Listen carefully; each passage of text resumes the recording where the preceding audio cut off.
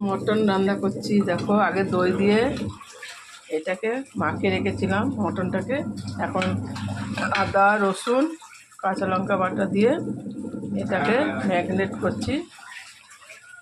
এবার এখন এটা ভাজা ভাজা হয়ে গেছে। এখন এর মধ্যে দিয়ে দেবো, কষাবো। আমি গুঁড়ো লঙ্কা দিইনি, কাঁচা লঙ্কা বাটা।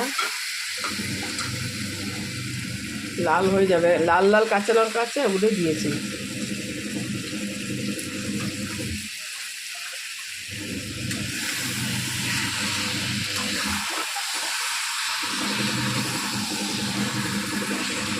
আজকে শুধু মটনের ঝোল আর হচ্ছে রায়তা, আর সাথে আমের চাটনি আছে, আর কিছু না গো।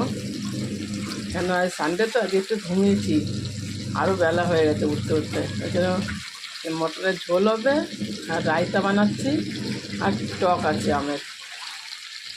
এরকম আলু ভেজে রেখেছি, এই কটা। ভাত হয়ে গেছে।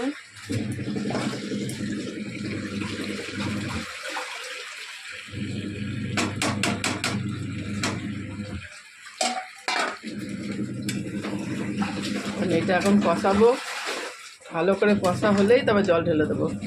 সব কিছু দেওয়া হয়ে গেছে এর মধ্যে।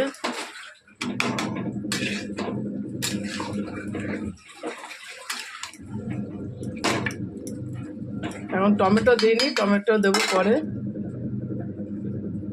কষানো হোক,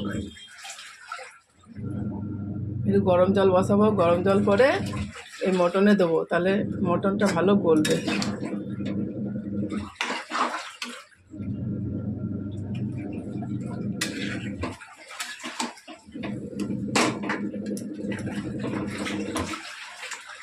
হালকা মশলা দিয়েছি, বেশি মশলা দিইনি।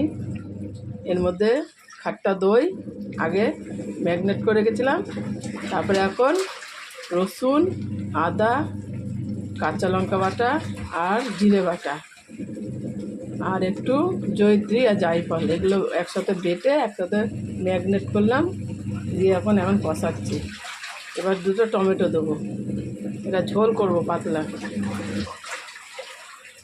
আজকে হচ্ছে শুধু মটনের ঝোল দিয়ে খাওয়া হবে, আর বেশি কিছু না। আর খালি আমের চাটনি আছে আর রায়তা বানাবো।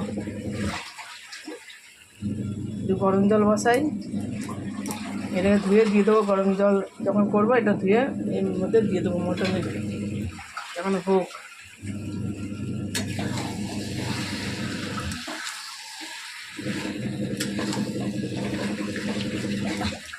এটা কালকে অফিস থেকে আসার সময় রাত্রিবেলা